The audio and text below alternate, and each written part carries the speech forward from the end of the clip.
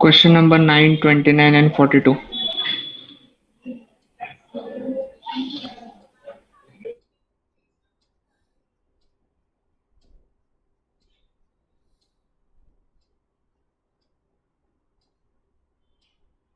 Is it the question a disc of mass 40 kg? Question Yes, number sir. 9? Right.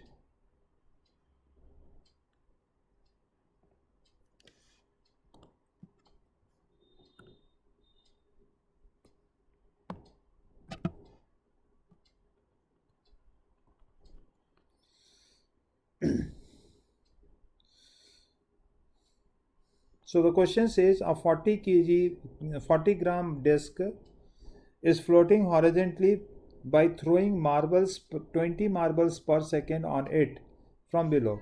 The mass of each marble is given, the velocity of each marble striking the disc, assuming that the marble strikes and rebound downward with the same speed. What is that formula? Formula is n into m into v. Is that?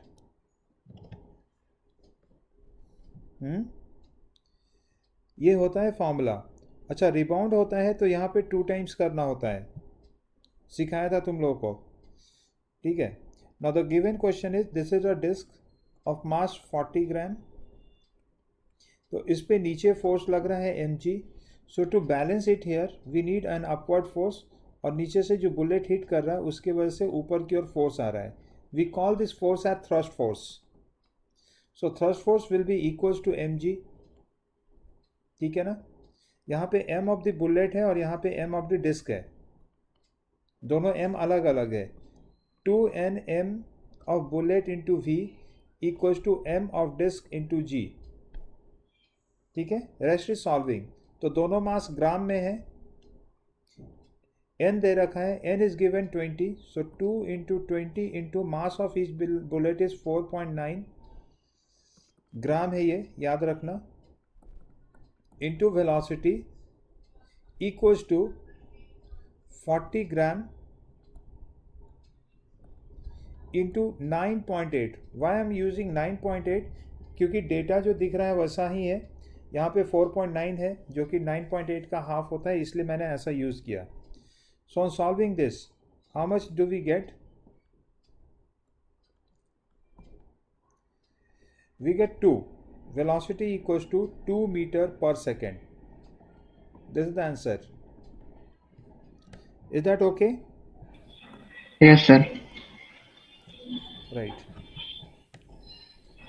9. उसके बाद yes बोलो. Question number 29. Yes, anyone is asking something else?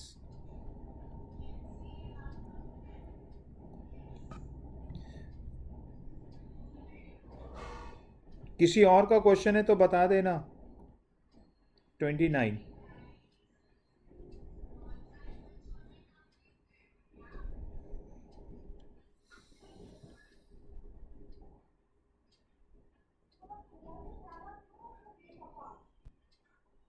Assertion reasoning.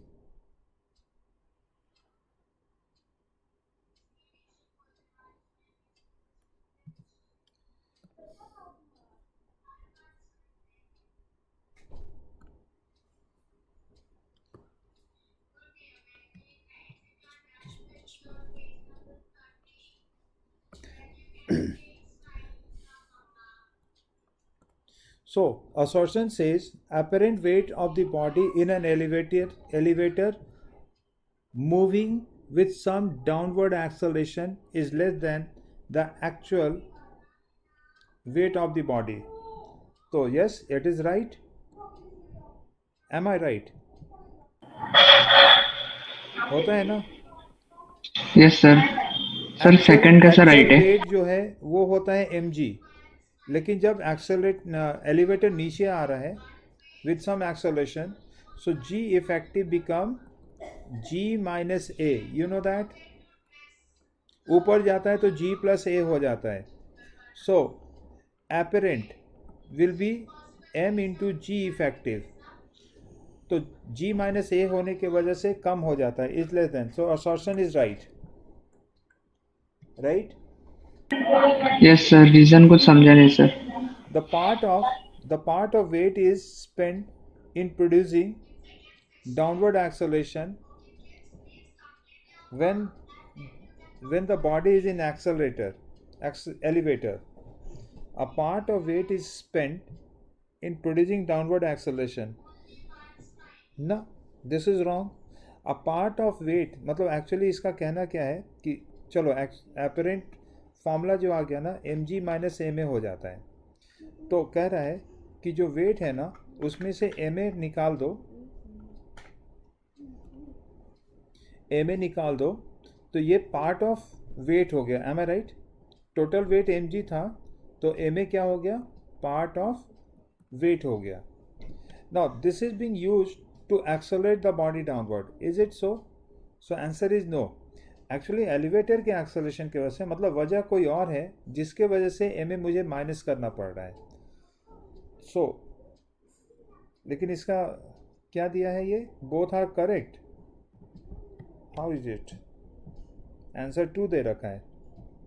apparent weight of the body in the elevator moving downward is given by this. So that's okay. A part of weight is spent in producing downward acceleration when the body is in accelerator.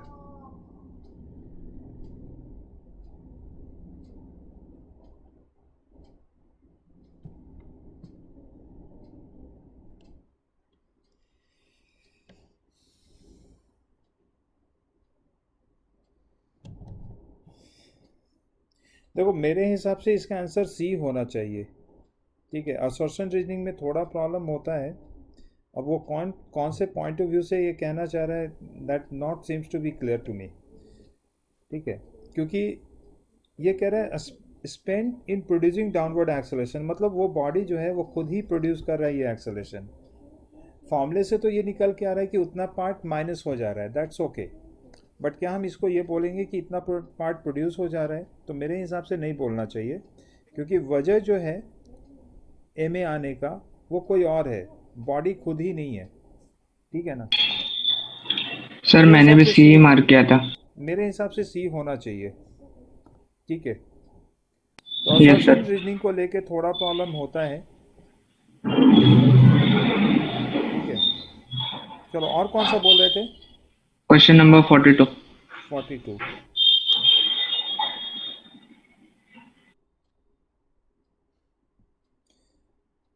Assertion reasoning के बहुत सारे questions हैं और बहुत सारा गलत भी हुआ है. 42.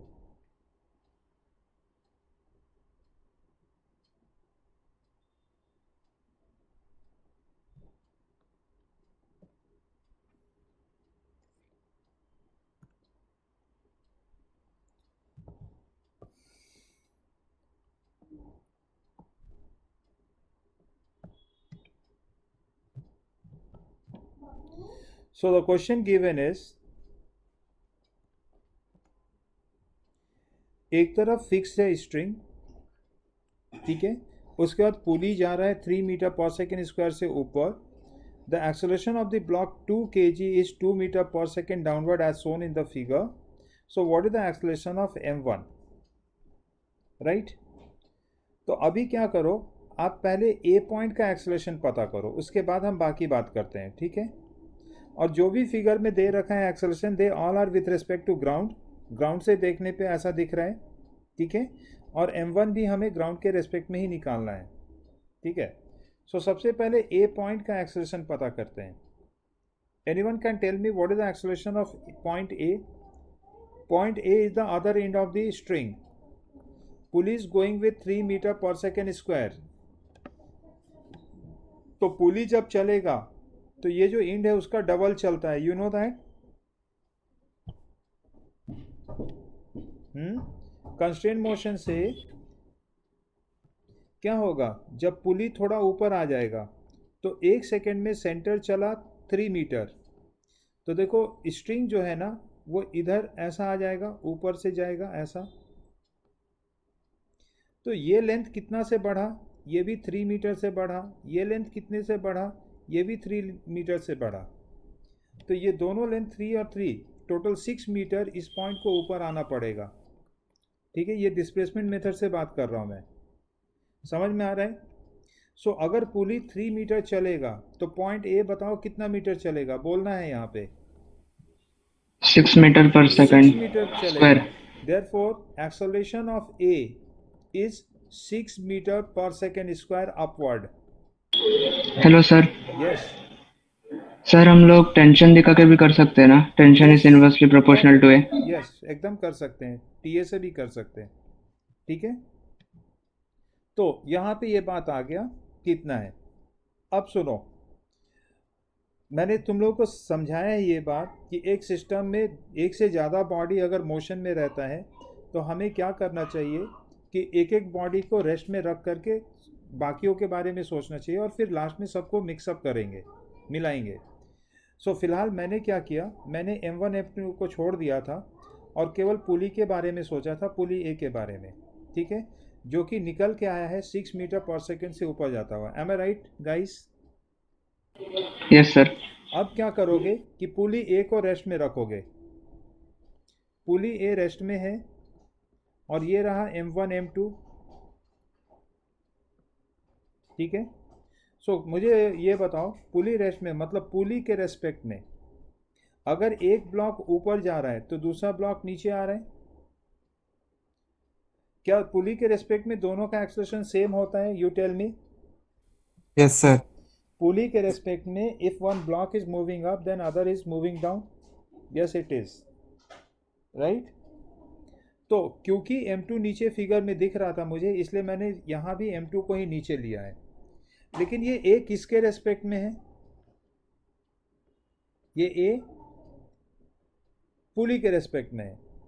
अब ग्राउंड से बात करेंगे तो मुझे बताओ, पुली खुद, अब यहाँ पे पुली का एक्सेलरेशन लगाते हैं, पुली खुद ऊपर जा रहा है 6 मीटर पर सेकेंड स्क्वायर से, तो क्या दोनों ब्लॉक भी ऊपर जा रहा है 6 मीटर पर सेकेंड स्क्वायर से? Tell me yes no. Yes, sir. Pulley के चलने के वजह से। तो अब इफेक्टिवली क्या दिखेगा कि ए में 6 माइनस करेंगे, यहाँ पे ए में 6 प्लस करेंगे। क्या ये बात समझ में आया ग्राउंड से देखने पे? पुली के Yes, sir. रेस्पेक्ट में ऊपर जा रहा है ए से M1 और पुली भी ऊपर जा रहा है 6 मीटर पर सेकेंड से, तो पुली का एक्सेलरेशन M1 में ऐड हो जाएगा, जबकि M2 नीचे जा रहा है और पुली ऊपर जा रहा है तो पुली का 6 मीटर M2 में माइनस हो जाएगा अपोजिट होने के वजह से। Now this is given as 2, है ना? Acceleration of block 2 is given as 2। So what is A equals to? It is 8 metre पर सेकेंड। ठीक है, अब आ जाओ A1। A1 बताओ क्या हो जाएगा? A प्लस 6 हो जाएगा। So is it coming 14 metre पर second square upward? Yes sir. So the answer is this. ठीक है ना? इस क्वेश्चन को आप फिर से वर्कआउट करो खुद से और भूल जाओ कि सर ने क्या सिखाया, क्योंकि at the end of the day it has to come up from your mind only. ठीक है, हमारे पास बेसिक्स पता होता है। बेसिक्स का मतलब है कि how to work upon this and after that you have to solve it. For that मेरा एक पॉइंट बहुत क्लियर है यहाँ पे कि आपको क्वेश्चन क्या पूछा गया है ये क्लियर होना चाहिए। And the question asked is what is the acceleration of M1, मतलब ग्राउंड के रिस्पेक्ट में M1 का एक्सेलरेशन कितना होगा। And all the data 2 and 3 metre पर second square are given with respect to ground, but M1 M2 को हमें पुली ए के रिस्पेक्ट में भी सोचना पड़ेगा। ठीक है, सो एक्चुअली इसमें 4 एलिमेंट है जो मूव कर रहा है ना, दोनों पुली और दोनों ब्लॉक। सो क्या क्या किया वो देख लो। पहले तो मैंने केवल पुली के ऊपर सोचा, पुली ए कितने से चल रहा है, तो वो पुली बी जो है, ऊपर वाला जो पुली है उससे डिसाइड होगा, और वो निकल के आ गया था 6 मीटर पर सेकेंड स्क्वायर अपवर्ड। अब पहले पुली को रोक लेंगे और उसके बाद मान लेंगे कि दोनों ब्लॉक का एक्सेलरेशन ए है पुली के रेस्पेक्ट में। Now if pulley is going up, तो डिपेंडिंग ऑन डायरेक्शन हम दोनों में से ये एक्सेलरेशन को प्लस माइनस करेंगे। ठीक है, सो M2 नीचे जा रहा था तो इफेक्टिवली वो 2 मीटर पर सेकेंड स्क्वायर से नीचे आ रहा है, सो ए माइनस 6 इक्वल्स टू 2 बनेगा इक्वेशन। दूसरे साइड में जो ब्लॉक है वो ए ऊपर था और 6 भी ऊपर है, तो एड अप हो जाएगा दोनों, ठीक है। So now it become a plus 6। यहाँ से ए कितना आया, पुली के रिस्पेक्ट में एक्सेलरेशन 8 मीटर पर सेकेंड स्क्वायर आ गया, एंड सो m2 m1 का एक्सेलरेशन हम निकाल सकते हैं, ठीक है। It's a very good question, ठीक है। अभी क्वेश्चन करोगे कि सर टीए मेथड से चलेगा क्या ये?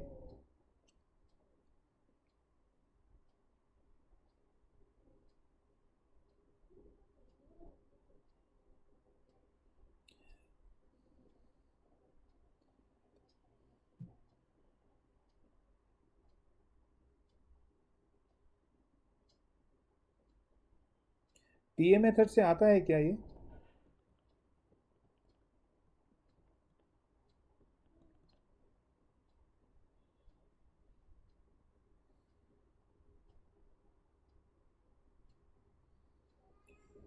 ओके, टीए मेथड इसमें इसलिए नहीं काम कर रहा है क्योंकि आप याद करो, टीए मेथड यूजुअली हम दो ब्लॉक को लेकर के करते हैं और उसमें पुली जो है वो रेस्ट में रहता था, ठीक है। तो जहाँ तक मुझे लग रहा है कि टीए मेथड इसमें वर्केबल है।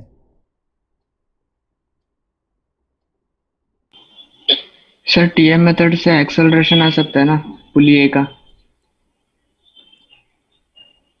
हाँ, मतलब दो पे अलग अलग वर्कआउट करने को कह रहे हो तुम, है ना? हाँ 4T से 2T हो रहा है तो एक्सेलरेशन डबल वो होगा। तो 6 आ जा रहा है, मतलब केवल पुली, हाँ दोनों पुली पे ये बात कर सकते हैं, लेकिन उस पुली से फिर दोनों ब्लॉक के ऊपर आ सकते हैं क्या? सर वो मुझे आया नहीं, हाँ, किया तो नहीं मैं वो। 12 आ जा रहा है वहाँ से, ठीक है। तो उसके पीछे वजह क्या वो समझो। एक्चुअली ये टी जो है पुली के रेस्पेक्ट में है, पुली खुद ही एक्सेलरेट हो रहा है ना, ऊपर में इसलिए काम कर गया क्योंकि जो पुली ए है वो मासलेस है। तो मासलेस अगर पुली है तब तो कोई फ़र्क नहीं पड़ेगा, ठीक है, क्योंकि m इंटू ए तो जीरो हो जाएगा उसका, इसलिए सीधा सीधा टेंशन से कनेक्शन निकल आ पा रहा है। लेकिन दूसरे वाले नीचे वाले केस में जो है ना, वो रिलेटिव मोशन यूज़ करना ही पड़ेगा, ठीक है। Yes sir. मतलब टी और टी अगर ले रहे हैं तो वो पुली के रिस्पेक्ट में हम बात कर रहे हैं, तभी तो टी और टी आ रहा है, तो a one equals to a two सीधा आ जाता है। तो ये पुली के रिस्पेक्ट में बात हो रहा है, जबकि पुली खुद भी यहाँ पे एक्सेलरेट हो रहा है, ठीक है। तो हमें लेना ही पड़ेगा वो।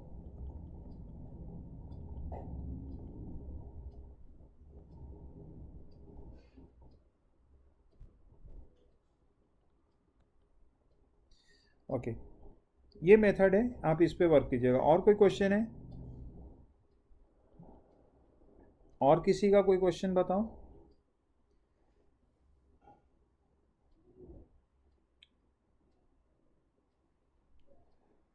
So all this question you solve it and submit it, ठीक है ना? और मैंने बोला है कि आपको क्वेश्चंस बहुत सारा होता है, सो मैंने कुछ बच्चों को देखा है, their work are very good, but then मेरा एक कंसर्न है कि टाइम ज़्यादा लगेगा उस तरह से वर्कआउट करने में। बट ठीक है, वो हर एक इंडिविजुअल का अपना कॉल होता है कि वो कैसे वर्कआउट करता है, ठीक है। आप जितना शॉर्ट में आंसर्स तैयार करो उतना बेटर है, ठीक है, क्योंकि कॉम्पिटिटिव लेवल पे जब हम बात करते हैं तो हमें शॉर्ट कैलकुलेशन करना रहता है, लेकिन बोर्ड में वही उल्टा रहेगा, बोर्ड में आप जितना लिखोगे उतना अच्छा रहेगा। Hello sir. यस, बोलो। सर आपने जो कल वो सेकंड मेथड बताया था वो समझा सकते हो? Second method, Rajesh you are talking, हाँ? Yes sir. क्वेश्चन क्या था तुम्हारा? Okay, mass. ये देखो,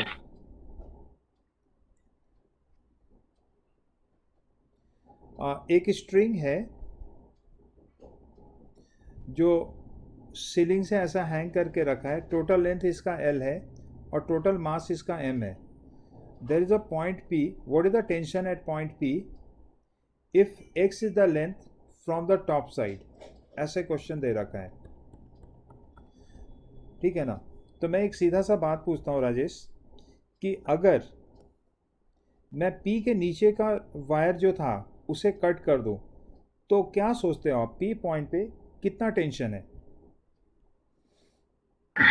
P के नीचे का पॉइंट को कट कर दिया मैंने, हट गया है. mg So what is the tension at point P? mg नहीं रहे. कोई और आंसर करेगा? What is the tension at P now? 0. 0. क्या समझ में आया 0 क्यों हो रहा है? आपको उस पॉइंट के नीचे कितना मास है उससे टेंशन डेवलप होगा. भूल गए क्या? ये मंकी वाला केस बताया था कि ये मंकी के पूंछ में ना दूसरा वाला मंकी पकड़ के इस तरह से हैंग किया हुआ है. तो मंकी 2 में टेंशन कितना, T2 कितना है और T1 कितना है, ऐसा करके क्वेश्चन है. So you tell me what is the T2 tension in the second monkey जो नीचे है. तो आप बोलोगे कि उसमें कुछ हैंग ही नहीं किया है तो टेंशन कहाँ से आ जाएगा. सो T2 इज इक्वल टू 0 है ना. बट T1 है, ये ऊपर वाला मंकी रो रहा है. ठीक है. सो कहने का मतलब ये था कि P पॉइंट के नीचे क्या मास है वो डिसाइड करेगा कि P पॉइंट पे टेंशन क्या होगा. ठीक है. तो मैंने कट कर दिया था, टेंशन 0 है. तो इसे करने का तरीका ऐसा हो सकता है कि एक मासलेस स्ट्रिंग लगा करके मैं वो नीचे वाला जो पार्ट जिसे कट किया था वापस लगा देते हैं. सो what is the length of this? Length is x minus L minus x. इसका मास पता कर लो. जो यहाँ टेंशन होगा ना वो एम जी के बराबर होगा. Let's call it M, small M. So T बराबर स्मॉल एम जी. अब ये स्मॉल एम जी कैसे निकालोगे? तो मास per unit length into length. ठीक है ना, सिंपल सा. 10 meter Sir. wire has mass of 5 kg. So what is the mass of 7 meter wire? 7 meter wire का मास कितना होगा? 10 meter wire का मास 5 kg है. So what is the mass of 7 kg? 7 meter. Yes. तो आप क्या करोगे? 5/10 करोगे. ये क्या है? मास किलोग्राम पर मीटर है. तो 1 मीटर का मास कितना आया? 0.5. अभी कितना लेंथ का चाहिए तुम्हें? 7 मीटर का. तो 7 से मल्टीप्लाई कर देंगे. 1 मीटर का मास पता है तो 7 मीटर मीन्स 7 टाइम्स. तो वही चीज़ यहाँ कर रहे हैं. ये क्या है? Mass upon length. It is the mass per unit length. एक यूनिट लेंथ का मास है कैपिटल एम अपॉन एल. मुझे कितने लेंथ का चाहिए? एल माइनस एक्स लेंथ का चाहिए. तो मैंने एल माइनस एक्स से मल्टीप्लाई कर दिया इसमें. ठीक है. So this is the mass of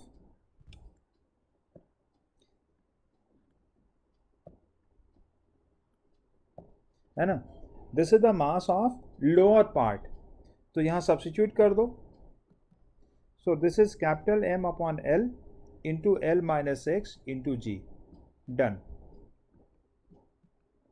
ठीक है. Yes sir, समझा. चलो. So now we are moving back to work power energy and we'll see once what we have discussed in the last session. So basically key points मैंने discuss किया है. Key points ही discuss किया है ना.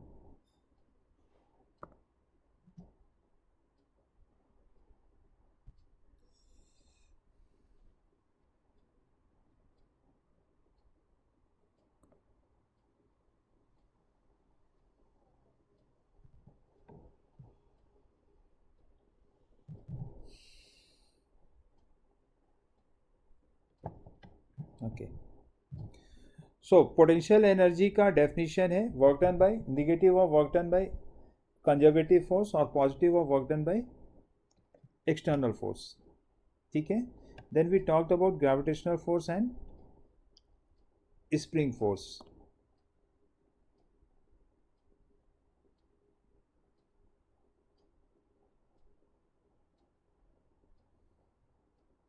Then we talked about how do we analyze that a body has potential energy or not. तो उसे हम फ्री छोड़ देंगे. अगर वो चलता है तो उसके अंदर पोटेंशियल एनर्जी है और जिस डायरेक्शन में जा रहा है उस डायरेक्शन में पोटेंशियल एनर्जी डिक्रीज हो रहा होता है. ठीक है. So we took the example of a ball. तो बॉल को अगर छोड़ दूँ तो वो नीचे जा रहा है. तो इसका मतलब पहला तो कि बॉल बी में पोटेंशियल एनर्जी था और नीचे जा रहा है तो पोटेंशियल एनर्जी कम हो रहा है. जिधर फोर्स लग रहा है उधर पोटेंशियल एनर्जी डिक्रीज करता है। सेकेंड था कि if body does not move, इसका मतलब कि बॉडी में पोटेंशियल एनर्जी नहीं है। जैसे वाटर पे एक प्लास्टिक बॉल को छोड़ा मैंने, टीटी बॉल को छोड़ा, तो वो एज इट इज़ पड़ा रह गया, मतलब उसके अंदर कोई पोटेंशियल एनर्जी नहीं है। अगर चलता तो था potential energy. Now we forced this ball into the water and then we left, तो ये चलने लगा ऊपर, तो पता लगा कि इसके अंदर पोटेंशियल एनर्जी है, क्योंकि चल रहा है सो पता लगा कि पोटेंशियल एनर्जी है। Now question is where is this potential energy came from in the ball. तो work done by external agent is stored in the form of potential energy in the ball, ठीक है ना। So external work done अगर positive है तो potential energy बढ़ जाता है, ठीक है। So amount of work done equals to change in potential energy of the increase in potential energy of the body, ठीक है ना। Also potential decreases in the direction of force applied, ये भी हाईलाइट किया है। नाउ गैस बलून का case में अगर बलून ऊपर जा रहा है तो फिर पोटेंशियल एनर्जी पे क्या फ़र्क पड़ रहा है, इंक्रीज और डिक्रीज। तो आप यहाँ पे mgh को नहीं कंसीडर करेंगे, क्योंकि हम जो बात कर रहे हैं ओवरऑल एनर्जी पे बात कर रहे हैं। तो यस, इसके ऊपर दो फोर्स लग रहा है, एक mg नीचे लग रहा है और एक बायोंट फोर्स ऊपर लग रहा है। यू नो बायोंट फोर्स क्या होता है ना, डेंसिटी डिफरेंस की वजह से जो फोर्स आता है उसे हम बायोंट फोर्स कहते हैं।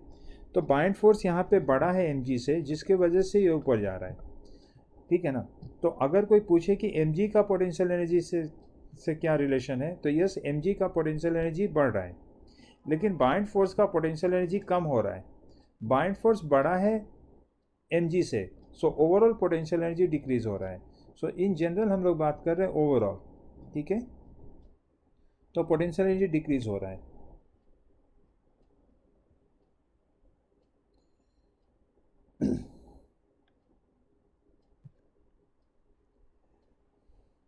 Now, case of no work done or change in potential energy, no change in potential energy,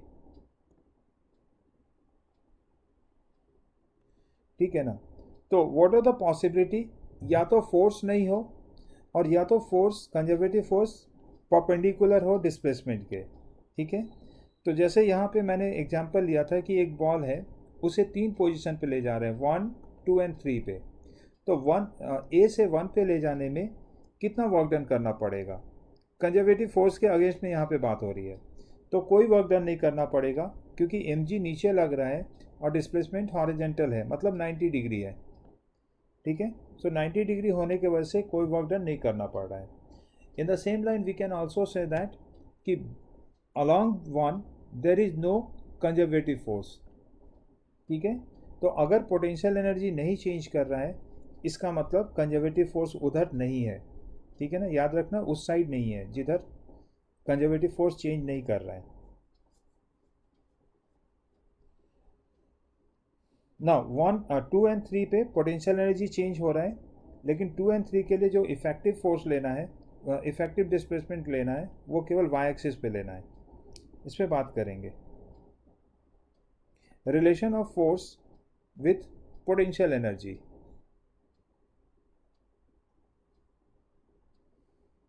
ठीक है, सबसे पहले तो ये बात समझना है कि अगर पोटेंशियल एनर्जी स्पेस में है और वो चेंज कर रहा है, तो इसका मतलब कि वहाँ पे कंजर्वेटिव फोर्स है, ठीक है। If potential energy changes then conservative force is present. Now how that force can be find out. So हमारे पास फॉर्मूला होता है change in potential energy d u equals to minus of F x into D x, और यहाँ से हम ये वाला फोर्स निकाल सकते हैं, F x equals to minus of del you upon del x. Likewise on y axis we will write the force as del y minus of del y upon del z, और उसी तरह से minus del you upon del z. तीनों axis पे हम force निकाल सकते हैं। Once we get the force we can write it in vector form like this.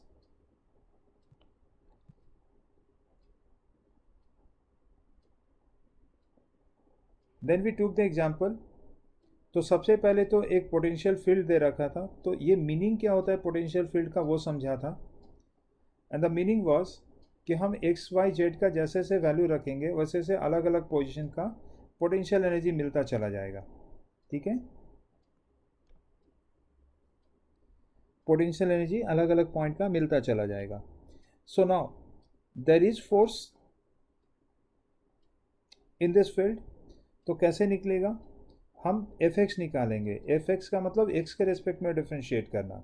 तो जब हम एक्स एक्सिस पे चल रहे हैं तो वाई और जेड नहीं बदल रहा होता है, कांस्टेंट होता है, इसलिए केवल एक्स का डिफ्रेंशिएशन करेंगे, वाई और जेड कांस्टेंट ट्रीट होगा एफ एक्स के लिए। तो एक्स का डिफ्रेंशिएशन कितना आएगा, एक्स स्क्वायर का डिफ्रेंशिएशन क्या आएगा, 2x आ जाएगा, बाकी एज इट इज़ रह जाएगा। वैसे ही जब एफ वाई निकालना होगा तो y का डिफ्रेंशिएशन करेंगे, x square and z cube, ये दोनों कांस्टेंट ट्रीट होगा। So the result will be minus k x square z cube. Likewise जब जेड पे बात करोगे तो केवल जेड वाला पार्ट डिफ्रेंशिएट होगा, बाकी सब constant. And here is the final force equation for this space. इस स्पेस में किसी भी जगह पे एक बॉडी पे कितना फोर्स लग रहा है, that will be given by this formula. अब अलग अलग एक्स वाई जेड का वैल्यू रखते चले जाओ और तुम्हें अलग अलग अमाउंट ऑफ फोर्स मिलता चला जाएगा उस बॉडी के ऊपर, ठीक है। सो पोटेंशियल फील्ड से हमने फोर्स निकाला है। We took one more example, यहाँ पर डिफ्रेंशिएशन का ही केस था, एक और एग्जाम्पल लिया। नेक्स्ट केस था कि हमें ऊपर हम लोगों ने डिस्कस किया कि U से F कैसे निकालना है। अब हम लोग डिस्कस करते हैं कि F से U कैसे निकालना है। तो ऑब्वियसली एक ही फॉर्मूला है, change in potential energy equals to minus of F dot D R, और ये फार्मूला यूज़ करके हम सिंप्लीफाई कर लेते हैं, ठीक है।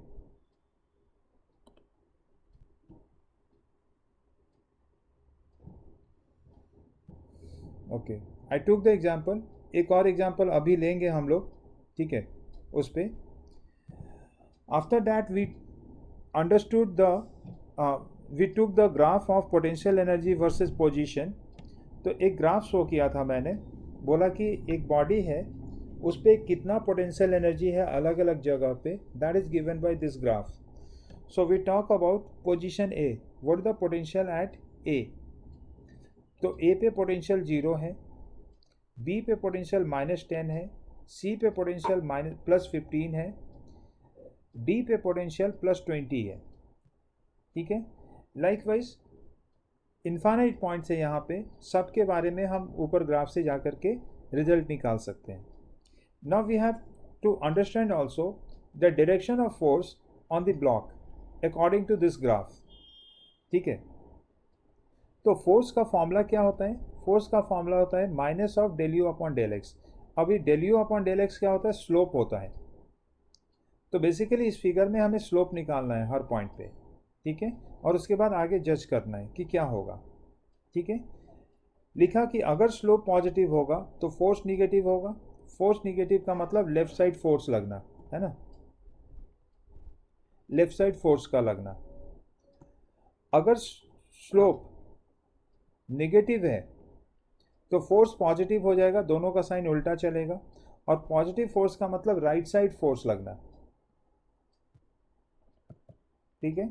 स्लोप 0 है अगर कहीं पे तो फोर्स नहीं है वहाँ पे, और वो इक्विलिब्रियम का केस कहलाएगा। 3 तरह का इक्विलिब्रियम है, इस पर आज बात करेंगे हम लोग, ठीक है। So just to elaborate this I took 2 more examples, उस फिगर से अलग, वही फिगर है लेकिन थोड़ा सिंपल करके। तो U वर्सेज X का एक ग्राफ है जिसमें पोटेंशियल एनर्जी वेरिएशन दे रखा था। तो सवाल उठा था कि A पे फोर्स किधर है, तो A पे स्लोप चेक करना है, and see this slope, slope is positive, du upon dx क्या आ रहा है, पॉजिटिव आ रहा है। So force is negative. C पे स्लोप हॉरिजेंटल आ रहा है, सो du अपॉन dx क्या है, 0, और इसलिए फोर्स 0 हो जाएगा C पे, ठीक है। What about E point, B point. So you see slope कैसा है, स्लोप बताओ, पॉजिटिव और निगेटिव। सो 90 डिग्री से बड़ा एंगल है, this is a negative slope, and so the force is positive at B, ठीक है। मैग्नीट्यूड भी अलग हो सकता है बट फोर्स इज पॉजिटिव, और पॉजिटिव फोर्स का मतलब ब्लॉक B पे बाहर की ओर फोर्स लग रहा है, राइट साइड फोर्स लग रहा है। एक और एग्जांपल ले लिया था विद अ लिटिल चेंज, और उसमें फिर ए बी सी पे फोर्स क्या लगेगा ये पूछा था। तो पहला केस में स्लोप निगेटिव है, सो फोर्स पॉजिटिव हो गया, राइट साइड आएगा। सी केस में स्लोप पॉजिटिव है, सो फोर्स निगेटिव आएगा, मतलब लेफ्ट साइड आ जाएगा। और बी पॉइंट पे फोर्स जीरो होगा। ठीक है,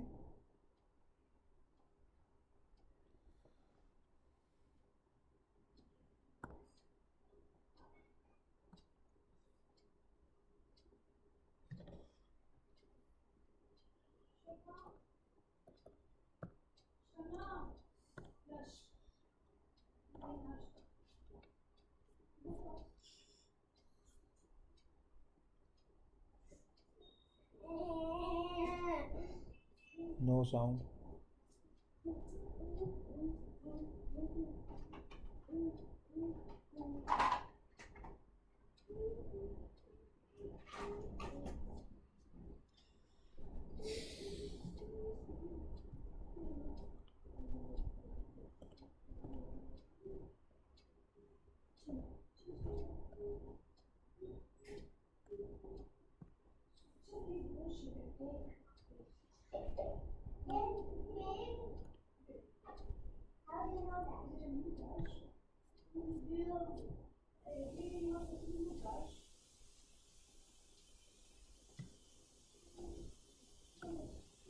Solve this question.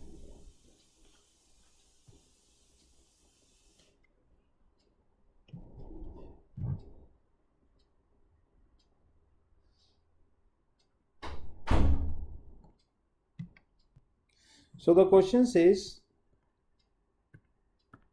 potential energy of a particle in xy plane is given as u equals to kx plus y. k constant है. What is the work done by conservative force in moving the particle from 1, 1 to 2, 3?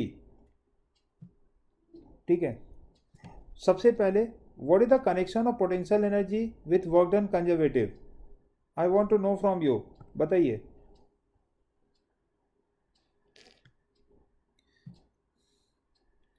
Change in potential energy equals to negative of work done by conservative force. क्या ये बात पता है? ये Yes, sir. Definition ही है. So work done by conservative force equals to minus of change in potential energy. Change is always final minus initial. I think ये it should be known to you also. Change का मतलब हमेशा लिखा जाता है final minus initial. तो final position क्या है? तो फाइनल पोजीशन फिगर में अगर हम विजुअलाइज करें, जरूरी तो नहीं है बट फिर भी, say this point is A 1, 1 and this point is B 2, 3. So हम ए से बी पे मूव कर रहे हैं. It is not given what is the path. So obviously आपको पता है कि कंजर्वेटिव फोर्स में पाथ पे डिपेंड नहीं करता है. सो पाथ 1 से जाए या फिर ऐसे घूम घूम करके इतना आ जाए, पाथ 2 के थ्रू जाए, कोई फर्क नहीं पड़ता है. It depends only on initial and final position. ठीक है. Now what is U A? Potential energy at A कितना होगा? ऊपर इक्वेशन दे रखा है और नीचे कोऑर्डिनेट दे रखा है. बताइए what is potential energy at A? Okay. 2k, right. 1 + 1 लिखना पड़ेगा वहां पे. What is the potential energy at B? 5K. 5K. Good. So this is your U I and this is your U F. जरा minus करो और substitute करो. यहाँ पे कितना आ रहा है बताओ? Minus 3K. 3K. Minus So the 3K. -3k is the answer. है ना? -3k is the answer.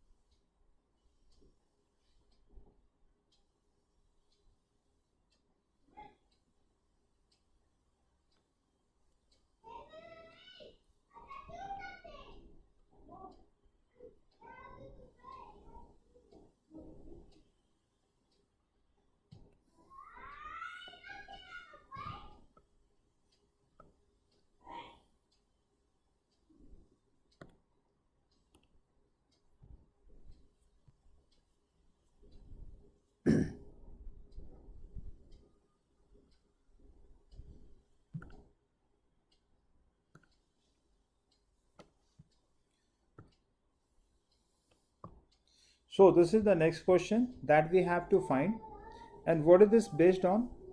तो पूछा गया है पोटेंशियल एनर्जी दे निकालना है, ठीक है. Find the potential energy between the point A to B if A equals to this force दे रखा है. तो what is the relation of potential energy with the force, conservative force? तो delta you equals to minus of f dot D r. Am I right? और जब axis clear रहता है, तो जैसे एक्स एक्सिस अगर क्लियर हो तो हम delta you equals to minus of F x into D X लिखते हैं. इसमें डॉट हट जाता है क्योंकि जीरो हो जाएगा. एक्स एक्सिस पे चल रहे हैं तो displacement and force both are same. तो थीटा जीरो हो जाने से कॉस जीरो 1 हो जाएगा, इसलिए वेक्टर हट जाएगा.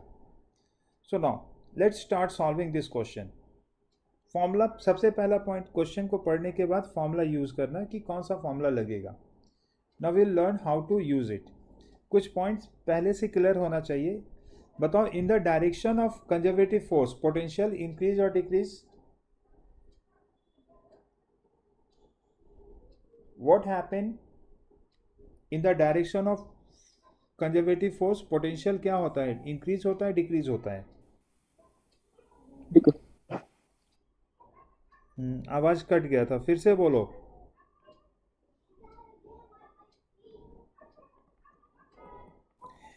एनीवन?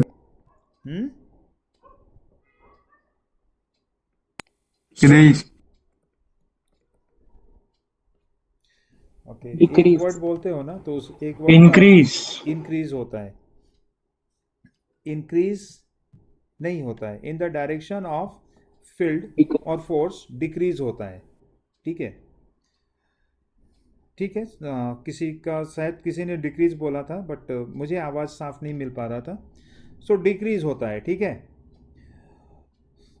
फिर से एग्जाम्पल दे दूँ तो ये रहा, एम जी नीचे लग रहा है, तो नीचे की ओर अगर बॉल आ रहा है तो पोटेंशियल एनर्जी क्या हो रहा है? डिक्रीज हो रहा है. So same is here also. Case number 1, force जो है वो कितना है? 5x. किस डायरेक्शन में है? तो x एक्सिस पे है. ठीक है, so force is on x axis. fx equals to 5x. ठीक है ना? फिगर देख करके बताओ, ए दिख रहा है तुम्हें, बी दिख रहा है. कहाँ पे हाई पोटेंशियल है? बी पे या ए पे? यू ए और यू बी में कौन सा हाई पोटेंशियल पे है? Keeping in mind, in the direction of force potential decreases. यूए. Very good. ए पे देखो हाई पोटेंशियल है बी से. ठीक है, तो अगर मैं यू बी माइनस यू ए निकालूं तो इसका साइन क्या आएगा? निगेटिव कि पॉजिटिव आएगा? नेगेटिव आएगा. ठीक है, नाउ कमिंग टू द, अभी यही लिखना भी होता है. डेल्टा यू का मतलब तो यही होता है. ठीक है, चेंज इन पोटेंशियल मतलब final minus initial. I know that it is going to be negative. Formula क्या होता है? तो delta you equals to force के टर्म में F x into D x होता है. तो हमें क्योंकि एक्स एक्सिस पे केवल फोर्स दे रखा है, तो एक्स एक्सिस पे ही डिस्प्लेसमेंट देखना है. आपको पता है ये चीज, force into displacement along the direction of force. तो एक्स एक्सिस पे कितना डिस्प्लेसमेंट है वो बताओ, कहां से कहां है? एक्स का वैल्यू देखो.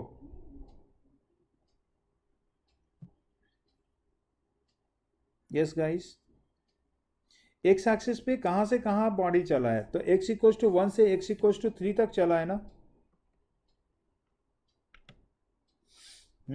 Yes sir.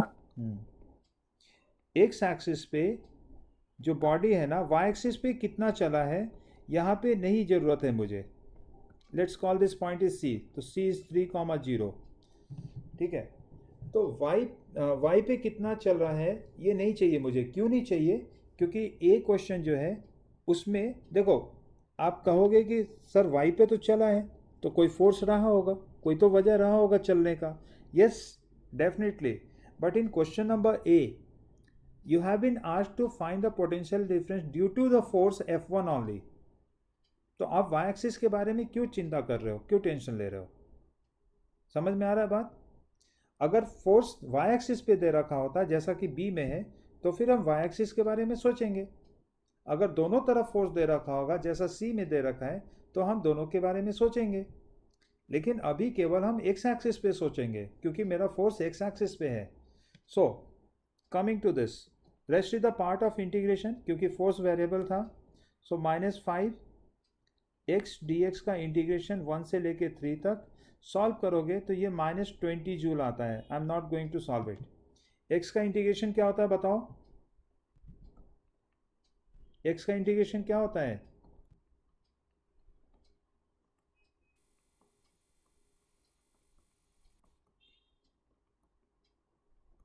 एक्स का इंटीग्रेशन x² होता है। लिमिट रखोगे 3 से लेके 1 तक। So 3² - 1² upon, so this is going to be 4, है ना? 4 × 5 will be 20। So -20 joule is the answer to this. ठीक है। सो लाइकवाइज बी सॉल्व करेंगे। चलो सॉल्व करो, आप लोग सॉल्व करके मुझे बताओ बी का आंसर। सेम फिगर आप यूज कर लो बी के लिए।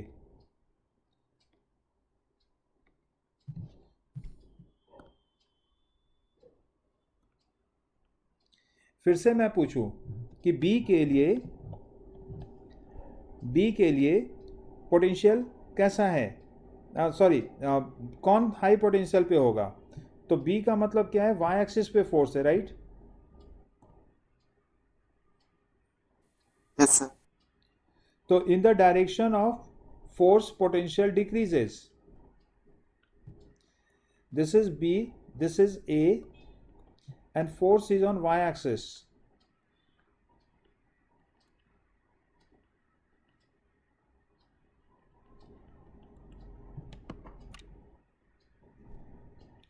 Force is on y axis. So which one is at higher potential, B और A? तो आपका आंसर होगा कि B लो पोटेंशियल पे है।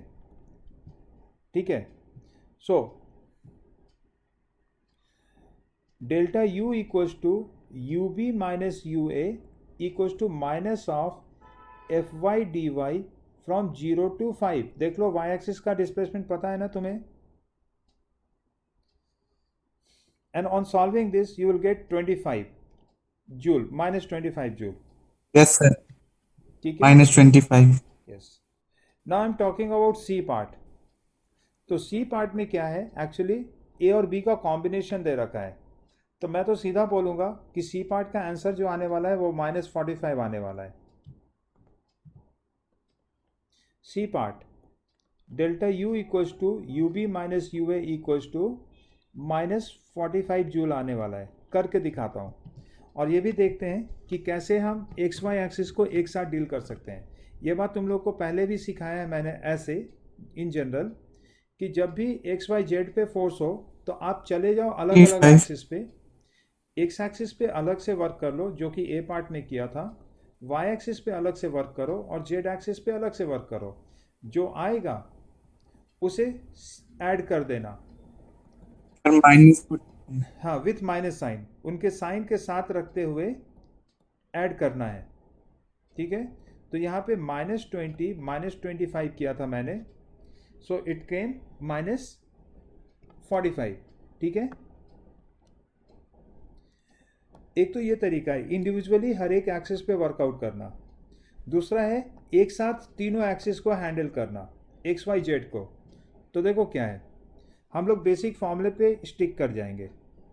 Change in potential energy UB minus UA equals to minus of F.dr। इस बारी X axis Y axis specific नहीं है इसलिए .dr। ना dr क्या होता है? तो dr होता है dxi plus dyj plus dzk, है ना? याद करो r यूजुअली पोजीशन वेक्टर होता है। अब ये पोजीशन वेक्टर थोड़ा यहाँ से ऐसे चेंज कर गया, ये r था और ये थोड़ा चेंज कर गया dr। तो dr में ना एक्स एक्सिस भी चेंज होगा, वाई एक्सिस भी चेंज होगा, जेड एक्सिस इसमें दिखा नहीं पा रहे हैं बट जेड एक्सिस भी चेंज हो जाएगा। सो व्हेन यू से dr it means x axis पे dx वाई एक्सिस पे dy एंड जेड एक्सिस पे dz, तीनों चेंज हो गया, ठीक है। ना सब्स्टिट्यूट हियर, तो माइनस फोर्स कितना दे रखा है, तो 5xi प्लस 2yj, ये फोर्स हो गया, क्योंकि IJ के टर्म में लिख दिया फोर्स को, इसलिए dr को भी IJ के ही फॉर्म में लिखना है। सो dxi dyj dz के इंटीग्रेशन, क्योंकि एक्स वाई जेड तीनों इन्वॉल्व किया है मैंने, तो I will write lower limit as x comma 1 comma 0 comma 0, upper limit as 3 comma 5 comma 0। Z axis हालांकि मुझे पता है, तो नहीं भी लिखते तो चल जाता, बट मैं जानबूझ के लिख रहा हूं ताकि आप समझो इस बात को, how we write the expression considering all the axis at a time, ठीक है। What after this, so dot product आता है लेना, तो आई का आई के साथ होता है और वो रह जाता है, बाकी आई डॉट जे जीरो हो जाता है नॉल। सो जब डॉट प्रोडक्ट लोगे तो क्या 5x इंटू डी एक्स आएगा, आई डॉट आई 1 हो जाएगा, likewise 2y into d y आ जाएगा जेड का जे के साथ, और जेड एक्सिस है ही नहीं इसलिए 0 लिख देने का है, ठीक है। यहाँ पे एक माइनस है जो ऑलरेडी पहले से है, हम इंटीग्रेशन को अलग अलग करके अब लिख सकते हैं, ठीक है। अब क्योंकि पहला टर्म x के लिए है, so what should I write the limit, so 1 से लेके 3 तक।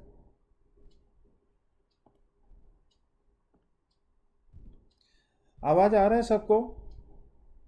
Please Yes, sir. Confirm that and screen, Yes, sir. Yes, sir. Right. So देखो ऊपर सब एक साथ लिख रहे थे, इसलिए लिमिट को भी एक्स वाई जेड एक साथ लिखना पड़ा था, बट नीचे में अलग अलग कर चुके हैं, इसलिए पहला टर्म x के लिए है तो केवल x 1 से लेके 3 तक लिखो, y के लिए क्या लिखोगे, 0 से लेके 5 तक लिखोगे, z है ही नहीं इसलिए लिखने का जरूरत है नहीं। Now will go on solving this, so minus sign के साथ पहला टर्म एक्स स्क्वायर बाई 2 आ जाएगा, 9 minus 1 upon 2 that is 8 upon 2 that is 4, 4 into 5 20, so 20 आएगा।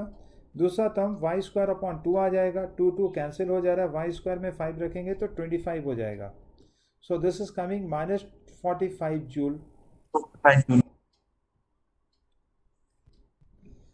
जो कि हम पहले से प्रिडिक्ट कर रहे थे। सो क्या इस सॉल्यूशन में ये समझ में आया कि मैथमेटिकली हम तीनों एक्सिस को कैसे टैकल करेंगे? देखो बात को समझो, इंटीग्रेशन बहुत हाई फाई नहीं आ रहा है जहाँ पे दिमाग लगाना है, डायरेक्ट फॉर्मूला बेस्ड इंटीग्रेशन है, x to the power n का integration x to the power n plus 1 upon n plus 1 होता है, बाकी उसे हैंडल कैसे करना है वो समझो आप, what is the meaning, physical meaning इस इंटीग्रेशन का क्या है, ठीक है। सो अगर वेरिएबल फोर्स के केस में आएगा तो ऐसा वर्कआउट करना है,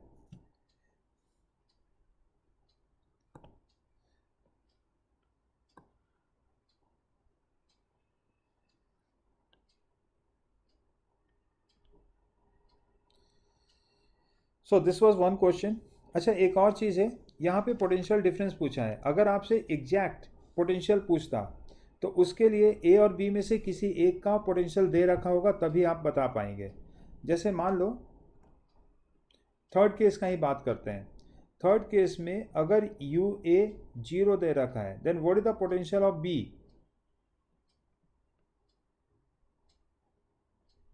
रिजल्ट जो आया है ना वो है U B minus U A equals to minus 45। So my question is अगर यू ए 0 है then what is U B equals to, it is minus 45, ठीक है। इफ यू ए 20 जूल दे रखा है तो फिर बताओ कि यू बी कितना होगा, -25 माइनस 65, सॉरी माइनस 25 है ना, क्या लिखोगे, यू ए प्लस माइनस 45 ऐसा लिख दोगे, और यू ए 20 दे रखा है, सो 20 यहाँ सब्सटीट्यूट करोगे तो 20 minus 45 that is giving you minus 25 joule, ठीक है, तो कहने का क्या मतलब है कि अगर मुझे एक पोटेंशियल दे रखा होगा तो दूसरे का पोटेंशियल हम पक्के से बोल पाएंगे, अगर नहीं दे रखा है तो हम केवल पोटेंशियल डिफरेंस बोलेंगे, है ना, तो हम केवल पोटेंशियल डिफरेंस बोलेंगे। एक और एग्जांपल ले लेते हैं, बताओ यू बी अगर दे रखा है 20 joule, then what is U A equals to, तो यहाँ सब्स्टिट्यूट करना है तुम्हें 65. 65, है ना, तभी जाके 20 minus 65 will be giving you -45 joule. So point specific potential कैसे लिखना है ये बात क्लियर हो गया है, ठीक है। So this was a problem based on if F is given how to find potential difference और पोटेंशियल, ठीक है। एक और प्रॉब्लम थोड़ा कर ले यहाँ पे, उल्टा वाला case, find F for u equals to X square Y plus Z cube. Last time multiple में कराया था, अभी तो पहले तो रास्ता क्लियर है क्या, क्या आपको पता है करना क्या है इसमें। सो आपको बेसिकली एफ एक्स निकालना है, एफ वाई निकालना है और एफ जेड निकालना है ना। एफ एक्स का डेफिनेशन क्या है, del you upon del X, similarly F Y का डेफिनेशन एंड एफ जेड का डेफिनेशन। अब हम वर्कआउट कर लें, तो पहला टर्म x के रेस्पेक्ट में डिफ्रेंशिएट करना है इसे, बताओ u को x के रेस्पेक्ट में डिफ्रेंशिएट करना है, सो माइनस तो रहेगा ही। पहला टर्म का डिफ्रेंशिएशन क्या आएगा 2xy. 2xy, दूसरे टर्म का डिफ्रेंशिएशन क्या आएगा, Plus z cube. नहीं कांस्टेंट है ना जेड क्यूब, x तो है नहीं उसके साथ, जीरो हो जाएगा वो। डिफ्रेंशिएट दोनों को करते हैं ना, प्लस माइनस से जब कनेक्टेड होता हाँ है सर. तो पूरा एक्सप्रेशन डिफ्रेंशिएट होता है, तो अलग अलग करके सबको डिफ्रेंशिएट करना था x के रेस्पेक्ट में। तो पहला टर्म में एक्स स्क्वायर था इसलिए 2x बन गया और y को तो कांस्टेंट ट्रीट किया था।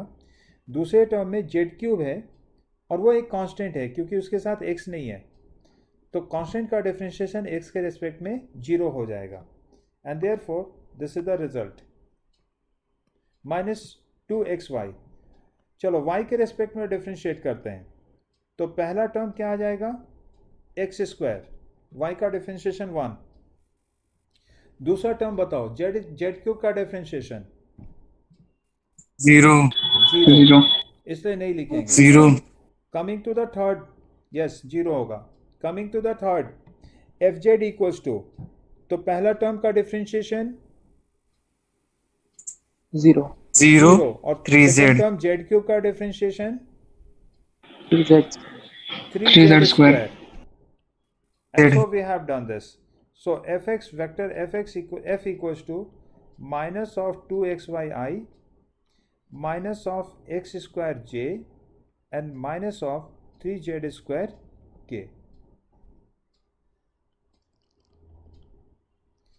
ठीक है, and differentiation will come with your practice.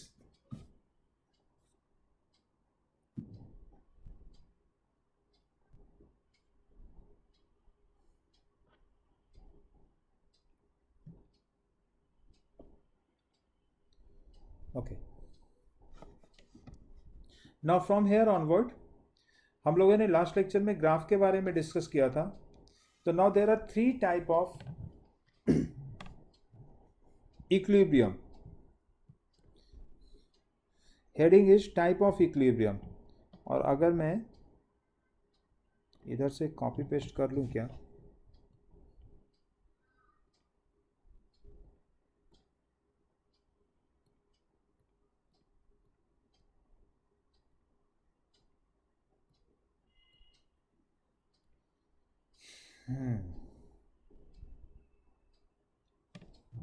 चलो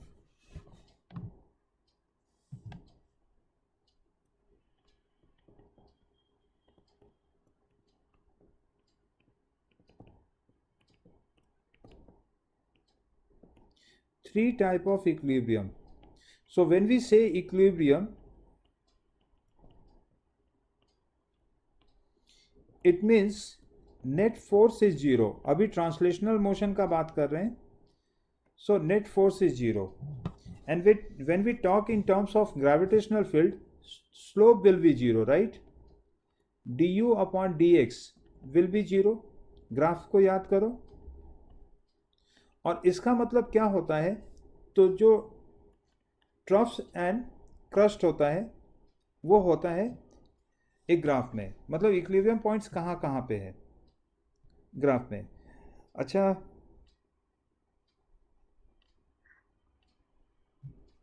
इसे ऐसे एक्सप्लेन कर लेते हैं.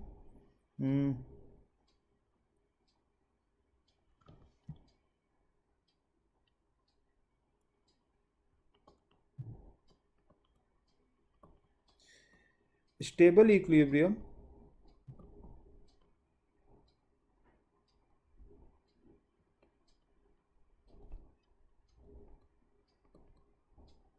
unstable equilibrium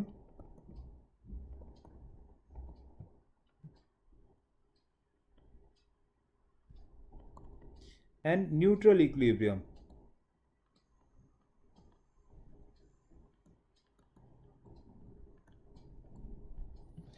तो देखो क्या होता है neutral, stable, unstable and neutral equilibrium में. स्टेबल का मतलब यह है कि अगर आपने एक बॉडी को डिस्टर्ब किया और वो वापस अपने पोजीशन पे आ जाए तो हम कहेंगे उसे स्टेबल इक्विलिब्रियम. जैसे एक बाउल है, उसके अंदर ये एक पार्टिकल पड़ा हुआ है. मुझे बताओ, स्मूथ सरफेस है ये पूरा, तो अगर तुमने इस पार्टिकल को थोड़ा डिस्टर्ब करके छोड़ा तो क्या ये वापस अपनी जगह पे आएगा? Yes, आएगा ना? sir. When you leave it, when you disturb it a little bit and leave it, so it will try to come back to its mean position. ये कहलाता है मीन पोजीशन. जहाँ पे रेस्ट में पड़ा है वो कहलाता है मीन पोजीशन. मीन पोजीशन पे नेट फोर्स जीरो होता है और वो इक्विलिब्रियम होता है. ठीक है.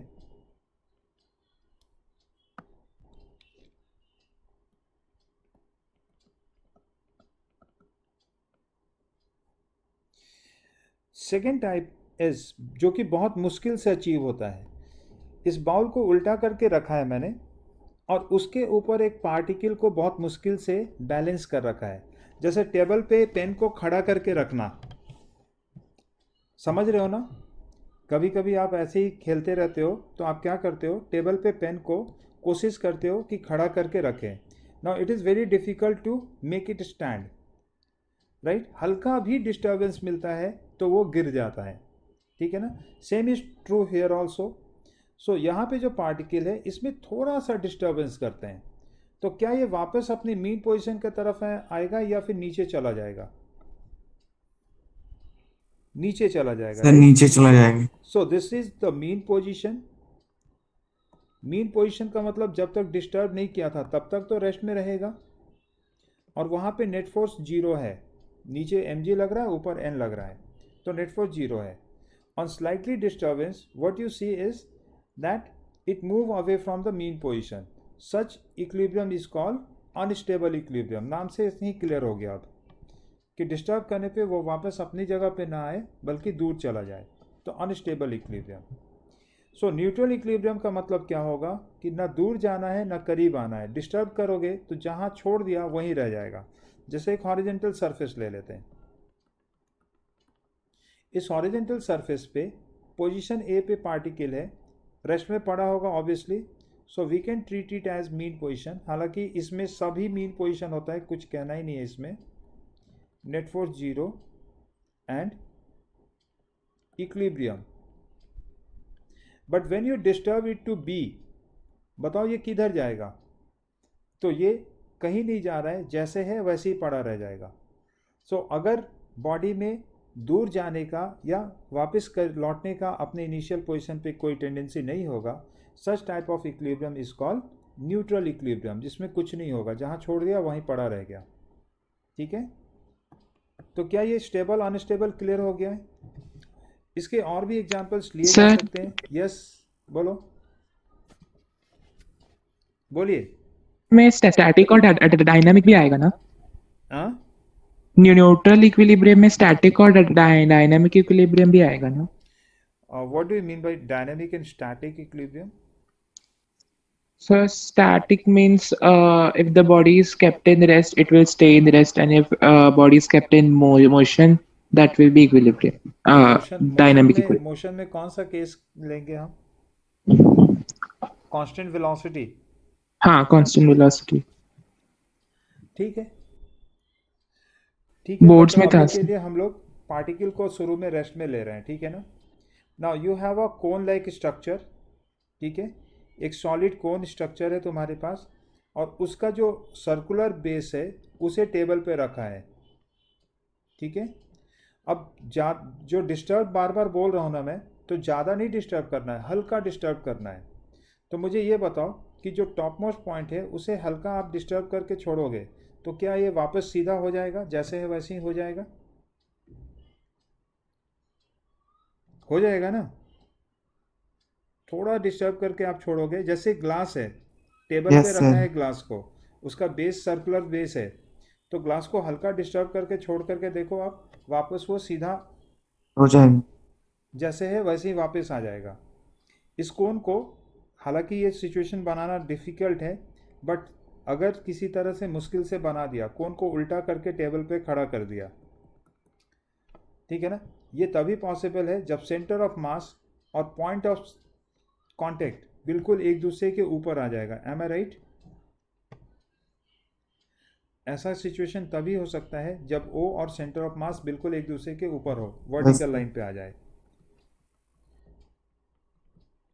फिलहाल when you disturb it slightly, what will happen?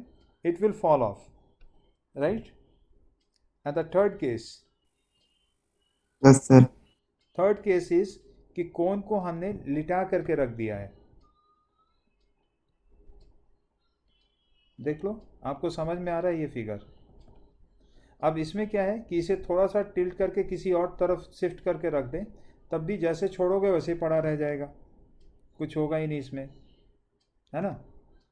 So these are the examples of stable, unstable and neutral equilibrium. Clear है क्या? Hello sir. Yes. Sir dynamic का मतलब क्या है? डायनेमिक का मतलब मोशन में होने से होगा, स्टैटिक का मतलब रेस्ट में होने से होगा। सर क्योंकि equilibrium is dynamic in nature ना।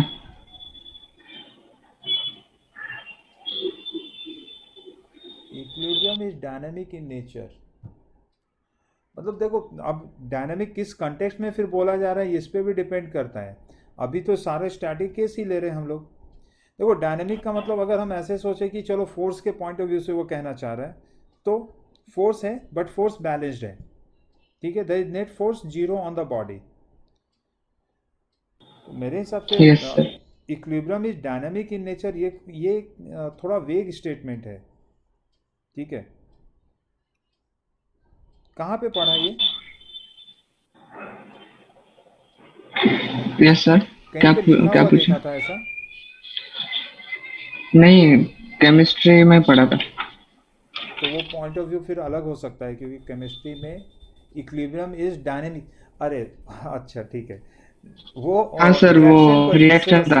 हाँ, रिएक्शन को है कि forward reaction and backward reaction both are equal, दोनों इक्वल रेट में हो जाएगा तो एक इक्विलिब्रियम अचीव होता है, ठीक है ना? हाँ सर, अभी समझा। That equilibrium is your dynamic equilibrium, मतलब वो कंटिन्यूअस प्रोसेस है, लेकिन राइट और लेफ्ट दोनों तरफ हो रहा है। जैसे वेपराइजेशन का केस है, तो अगर पानी का लेवल चेंज नहीं हो रहा है तो इसका मतलब ये नहीं है कि यहाँ वेपराइजेशन नहीं हो रहा है, कंटिन्यूसली वेपराइजेशन हो रहा है, और वेपराइजेशन की वजह से लेयर डिक्रीज होना चाहिए, लेकिन फिर कंटिन्यूसली कंडेंसेशन भी हो रहा है, ठीक है। when the rate of evaporation and rate of condensation are equal in nature, in that case we will call this as a dynamic equilibrium, right?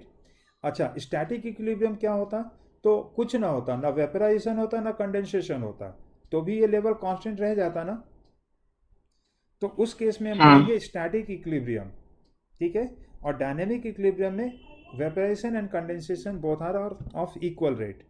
Same is true for the reactions also, but वो चीज़ यहाँ पे नहीं हो रहा है, ठीक है। Okay sir.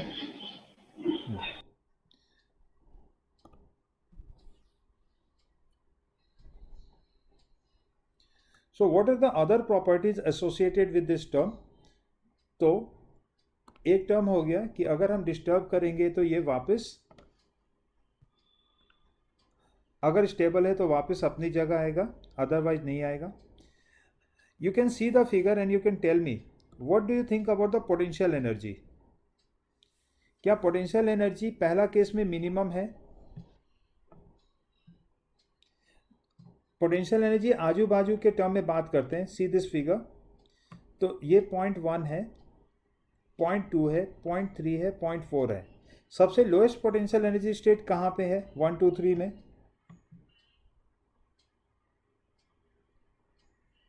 Of course we are talking in terms of gravitational potential energy, क्योंकि नीचे अगर आना है तो इसे ग्रेविटेशनल पोटेंशियल एनर्जी के वजह से आना है. 1. 1 is eight lowest potential energy state. तो स्टेबल इक्विलिब्रियम तभी अचीव होता है जब बॉडी में already lowest potential energy state achieve हो चुका होता है. आपको पता है ना कि lower the potential energy more is the stable object. What do you mean by the stability of the object? आपका सबसे स्टेबल स्टेट कौन सा है? चलो ये बताओ.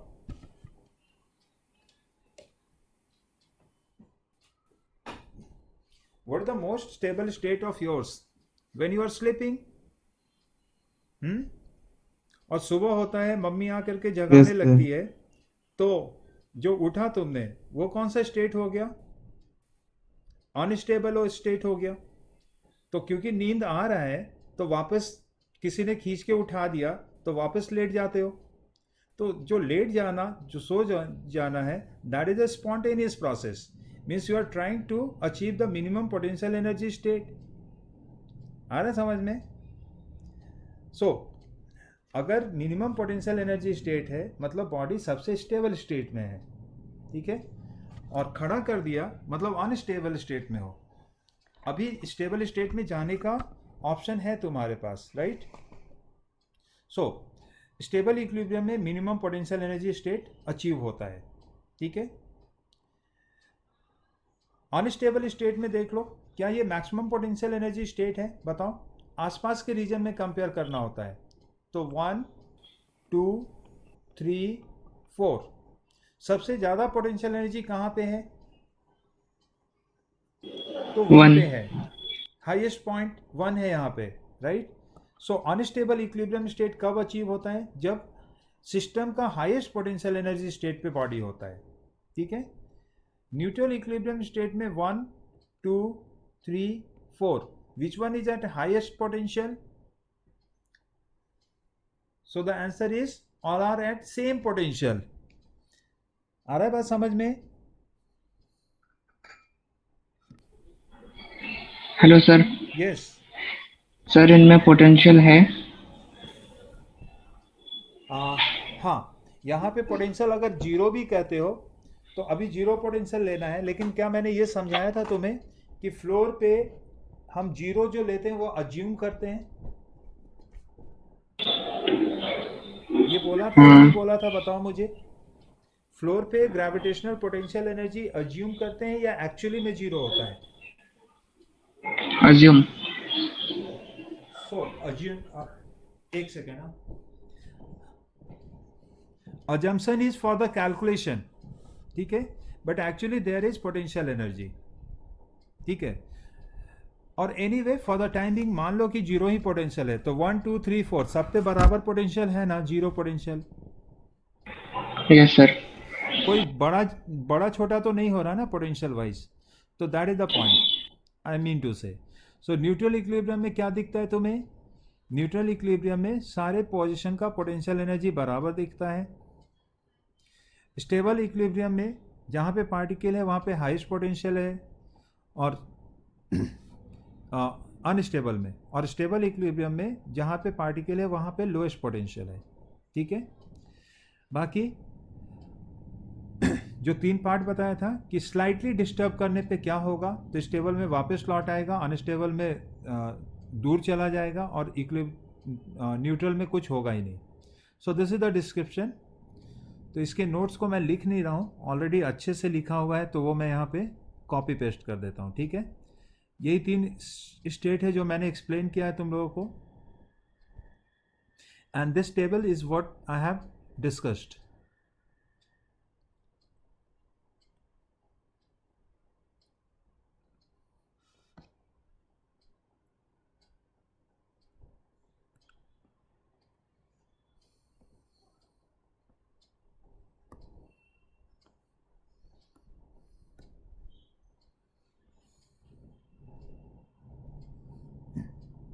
सो स्टेबल इक्विलिब्रियम नेट फोर्स 0 होता है, अनस्टेबल इक्विलिब्रियम नेट फोर्स 0 होता है, न्यूट्रल इक्विलिब्रियम नेट फोर्स 0 होता है। सब में नेट फोर्स 0 होता है, ये बात सबको क्लियर होगा, तभी तो इक्विलिब्रियम बोल रहे हो, नहीं तो इक्विलिब्रियम बोलते ही नहीं, ठीक है। सो अगर F 0 है इसका मतलब स्लोप 0 होगा। सारे केसेस में du अपॉन डी आर क्या आएगा बताओ? 0 आएगा, ठीक है, क्योंकि फोर्स 0 है इसलिए। नीचे स्टेटमेंट लिखा हुआ है, जैसे स्टेटमेंट नंबर 3 का पहला क्या कह रहे हैं, व्हेन डिस्प्लेस्ड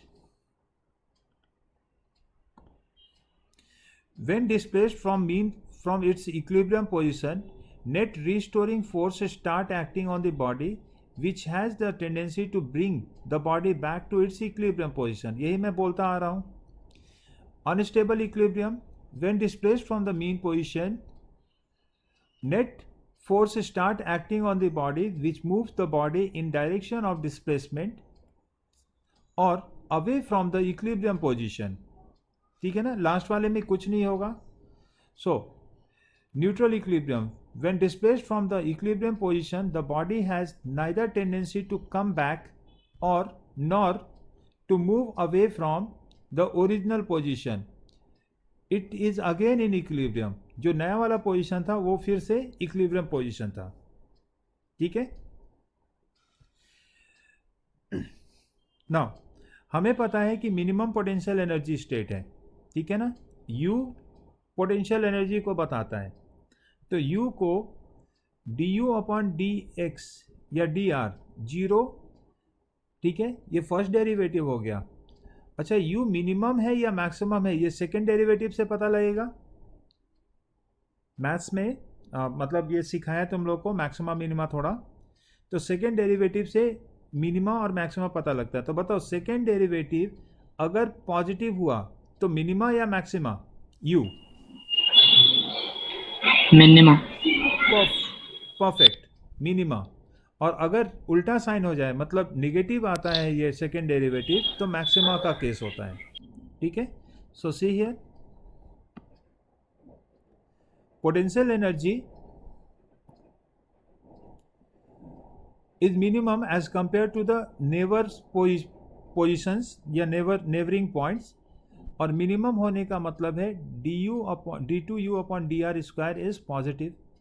u मिनिमम लिख देते हैं, implies that u मिनिमम, इतना वर्ड्स में ये लिखा है, u मैक्सिमम, ठीक है। और मैक्सिमम होने के लिए सेकेंड डेरिवेटिव को निगेटिव होना पड़ेगा। यहाँ पे ना मैक्सिमा है ना मिनिमा है, तो ये 0 हो जाएगा, ठीक है, neither maxima nor minima, so second derivative will be 0। What is the last point? When displaced from the equilibrium position, the center of gravity, the equilibrium position, the center of gravity of the body goes up। Yes, center of gravity goes up। देखो center of gravity मतलब center of mass से है, तो इस sphere का mid point ले लो, centre पे एक पॉइंट ले लो। तो जब आप डिस्प्लेस करते हो तो सेंटर ऊपर आ रहा है, इसका मतलब पोटेंशियल एनर्जी सेंटर के पॉइंट ऑफ व्यू से देखो तो हाइट बढ़ रहा है। तो वही कह रहा है कि ग्रेविटेशनल पोटेंशियल एनर्जी इंक्रीज करता है, क्योंकि सेंटर ऑफ मास जो है या सेंटर ऑफ ग्रेविटी जो है वो ऊपर उठ जाता है, ठीक है। और ऊपर उठना पोटेंशियल एनर्जी का बढ़ना, पोटेंशियल एनर्जी का बढ़ना मतलब अनस्टेबल होते जाना, ठीक है। So this is the last point in this, ठीक है। तो यहाँ तक में स्टेबल अनस्टेबल इक्विलिब्रियम समझ में आ गया है तुम्हें, ठीक है। अब हम बात करेंगे ग्राफ से स्टेबल अनस्टेबल इक्विलिब्रियम को पता करना, ठीक है। So on graph potential energy का कर्व ऑलरेडी तुम लोगों ने समझ रखा है। On graph of U versus X,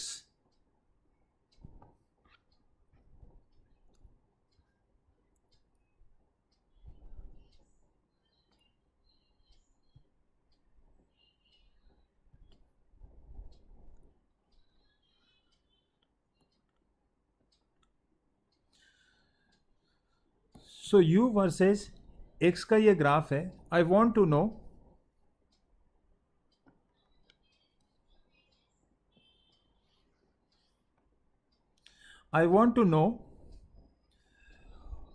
वो कौन कौन सा पॉइंट है जहां पे स्लोप जीरो हो रहा है।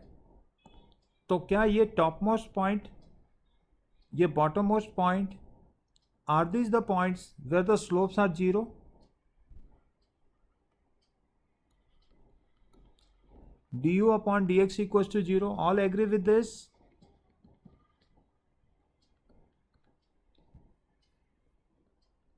है ना? सो क्या यही इक्विलिब्रियम पोजीशन भी है जब ब्लॉक इस इन पोजीशंस पे रहेगा? तो so yes, this point is A, this point is B, A is the equilibrium position, B is the equilibrium position, C is the equilibrium position, no force at C, no force at D, और उसके बाद तो बहुत सारा point इधर दिख रहा है, ये पॉइंट, ये पॉइंट, ठीक है ना, E, F एंड G। सो क्या फिगर देख के आप बता सकते हो कि कहाँ पे इक्विलिब्रियम है? तो all those top most points and bottom most points are where the slopes are zero are the equilibrium points. Now we have to understand the type of equilibrium, ठीक है, स्टेबल, अनस्टेबल एंड न्यूट्रल, ठीक है। तो बताओ मुझे, ए point stable है या unstable है? तो आजू बाजू के पॉइंट्स के साथ कंपेयर करना है, क्या ये हाईएस्ट पोटेंशियल एनर्जी है या लोएस्ट पोटेंशियल एनर्जी है? हाईएस्ट। ये हाईएस्ट पोटेंशियल एनर्जी है, ठीक है ना। ए पॉइंट को ध्यान से देखो सभी लोग। तो उसके आसपास के पॉइंट्स के साथ अगर हम कंपेयर करेंगे इसे, ये हो गया 1, ये हो गया 2, ये हो गया 3, बहुत दूर नहीं जाना होता है। So you see the body is at the highest potential energy now, and therefore this is what type of equilibrium, stable or unstable? Unstable. UA maximum locally, ठीक है ना, लोकल लेवल पे UA मैक्सिमम है। So what about C? What about C? Is it also maximum? Yes sir. देखो C को जब compare करोगे तो उसके आस पड़ोस के पार्टिकल के साथ कंपेयर करोगे, ना कि C को A के साथ देखना शुरू करेंगे आप, ठीक है, क्योंकि पहले तो लोकली बिहेवियर शो करेगा ना ये, ठीक है। तो सीधा वो A से C से जंप करके A पे नहीं आ सकता है, C के पहले, C के थोड़ा बाद ये मूव करेगा। So C is at maximum potential energy. So what type of equilibrium is C? It is an unstable equilibrium. A is also unstable equilibrium. So we will note it down. A. Hello sir. Yes, बोलते जाओ। Sir double derivative से भी मालूम हो सकता है ना? Yes, सब एक दूसरे से रिलेटेड है। Yes, डबल डेरिवेटिव से, स्लोप से, सबसे आप वो काम कर सकते हैं। देखो ना, अभी सब कुछ फिट कर देंगे इसमें। So AC, A and C are unstable equilibrium, ठीक है, ये एक चीज समझ में आया। अच्छा, दूसरा चीज अनस्टेबल इक्विलिब्रियम का क्या है कि C से थोड़ा सा आगे डिस्प्लेस कर दो तो वो दूर जाने लगेगा ना। तो दूर जाने से क्या मतलब होता है, सी से थोड़ा राइट शिफ्ट कर दें तो और राइट को चलने लगेगा, ठीक है। कंजर्वेटिव फोर्स जो होगा वो राइट साइड आ जाएगा। सी से थोड़ा लेफ्ट साइड अगर शिफ्ट कर दूं ब्लॉक को तो और लेफ्ट को आने लगेगा वो, मतलब कंजर्वेटिव फोर्स लेफ्ट साइड होगा, ठीक है। तो देखो क्या ये स्टेटमेंट भी फिट बैठता है। ऊपर जरा स्लोप बनाओ, सी के थोड़ा आगे चल करके अगर स्लोप बनाया तो वो कैसा स्लोप आ रहा है, ब्लू लाइन अभी ड्रॉ किया मैंने, बताइए निगेटिव स्लोप है या पॉजिटिव स्लोप है blue line? Negative. Negative slope. Force कैसा, पॉजिटिव और निगेटिव? पॉजिटिव। फिर से याद दिला दूं, F equal to minus d u upon d x होता है। तो स्लोप पॉजिटिव तो स्लोप निगेटिव तो फोर्स पॉजिटिव हो रहा है, तो देखो यहाँ फिट हो गया ना। और फोर्स अगर पॉजिटिव है तो फिर किधर जाएगा, ये अवे फ्रॉम द सी जाएगा आफ्टर स्लाइड डिस्प्लेसमेंट, है ना। वैसे ही सी के थोड़ा पहले, तो सी के थोड़ा पहले ये स्लोप रहा d u upon d x which is clearly positive and the force is negative, है ना, ये हो गया। Okay, what about B and D? So B and D are stable equilibrium.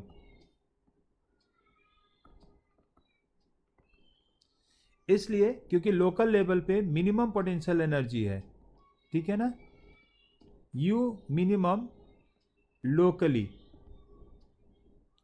Right. अच्छा, स्टेबल इक्विलिब्रियम का क्या property है, जैसे बी पे फोकस करो तो बी से थोड़ा राइट या लेफ्ट करने पे किधर आएगा ये ब्लॉक, वापस बी पे आने का टेंडेंसी रखेगा ना, ठीक है। स्टेबल स्टेट का यही प्रॉपर्टी होता है। तो जरा देखो यहाँ पे मैं कह रहा हूँ कि बी से थोड़ा राइट शिफ्ट करेंगे तो फोर्स उस पर लेफ्ट साइड आ जाएगा, बी से थोड़ा लेफ्ट ले जाएंगे तो फोर्स उस पर राइट साइड आ जाएगा। चेक कर सकते हैं इसे स्लोप के पॉइंट ऑफ व्यू से। So what is the slope at a point just right of B? थोड़ा राइट जाने पे स्लोप कैसा आया, पॉजिटिव आया। तो फोर्स कैसा आएगा,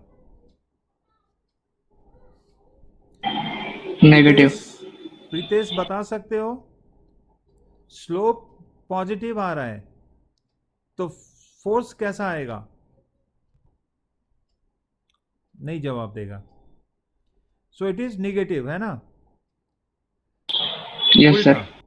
वैसे ही for a point slightly on the left, तो on the slightly left you see the slope, the slope is negative and force is positive. अब खुद ही देख लो फिगर में, अगर मैंने बी से थोड़ा राइट और लेफ्ट किया तो फिर ये टुवर्ड्स बी आना शुरू कर देगा, which is the case of stable equilibrium. Same is true in the case of D also, ठीक है ना। थोड़ा राइट या लेफ्ट में हम डिस्प्लेस कर देंगे अगर बॉडी को तो वो इधर ही आएगा, ठीक है। What about point E F and G? तो अगर मैंने पहले तो स्लोप बताओ कितना आ रहा है, तो 0 आ रहा है। अगर मैंने ई से एफ पे शिफ्ट किया तो क्या पोटेंशियल एनर्जी चेंज हो रहा है? नहीं हो रहा है, ठीक है। पोटेंशियल एनर्जी नहीं चेंज हो रहा है, इसका मतलब कि दोनों सेम पोटेंशियल पे है, ना कम हो रहा है ना ज़्यादा हो रहा है। So the body will neither move away nor move towards the initial position, ठीक है। And therefore EFG will be treated as neutral equilibrium. EFG will be treated as neutral equilibrium, ठीक है। तो ये एक्सप्लेन किया मैंने। ग्राफ देख करके कैसे आप बताओगे कि स्टेबल है या अनस्टेबल है, ठीक है। फिर से एक और ग्राफ है मेरे पास और वो है फोर्स वर्सेस एक्स का। ऑन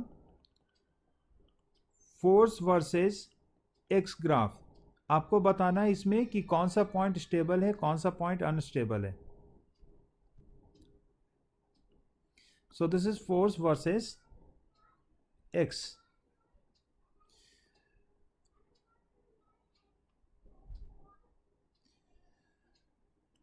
सबसे पहले तो इस ग्राफ को देख करके बताओ कहां कहां पे फोर्सेस जीरो हो रहा है. Is it point A, B, C and D?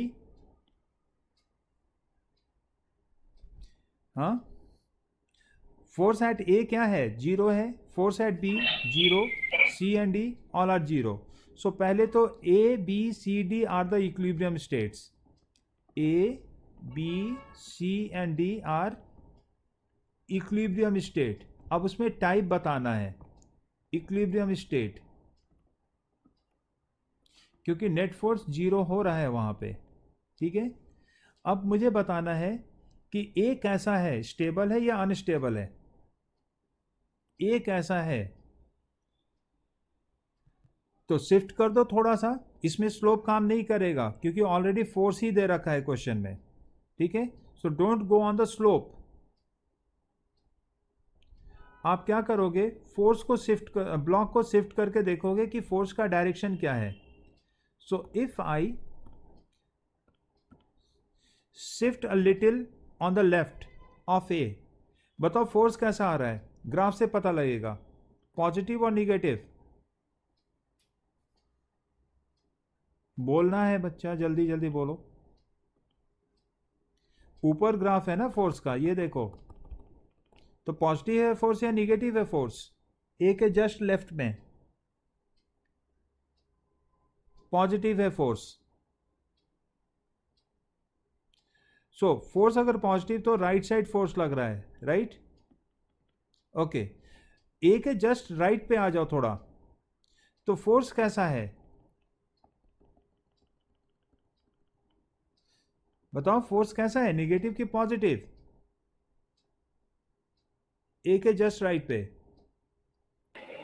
Negative. Negative. अब ये फोर्स का डायरेक्शन देख करके बता दो ए किस तरह का है. क्या वापस ब्लॉक ए की तरफ आने को टेंडेंसी रखता है? Yes. So it is a kind of stable equilibrium. Getting my point? So A is a stable sir. Equilibrium. आ जाओ बी पे बात करते हैं. बी पे दो पोजीशन लो ब्लॉक का, लिटिल राइट और लिटिल लेफ्ट. तो when I take a little left of B, so the force is coming negative and therefore force outward इस तरह से.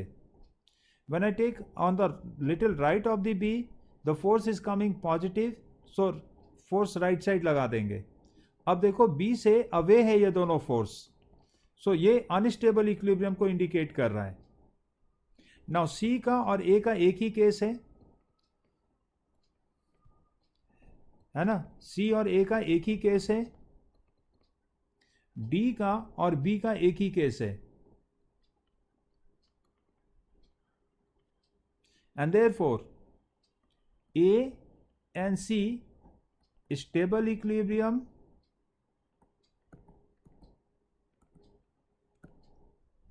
सी and B and D unstable equilibrium. So we have completed this part. ठीक है ना. Next session में हम लोग इस पे प्रॉब्लम भी वर्कआउट कर लेंगे. ओके गाइस, चलो. सो नेक्स्ट सेशन में एक क्विक रिवीजन भी करेंगे जो डिस्कस किया है. And now we have to discuss work energy theorem, जो कि इस चैप्टर का मेन हार्ट था. वो हम लोग अब डिस्कशन शुरू करेंगे. And conservation of energy. So I am closing this session. Bye bye everyone.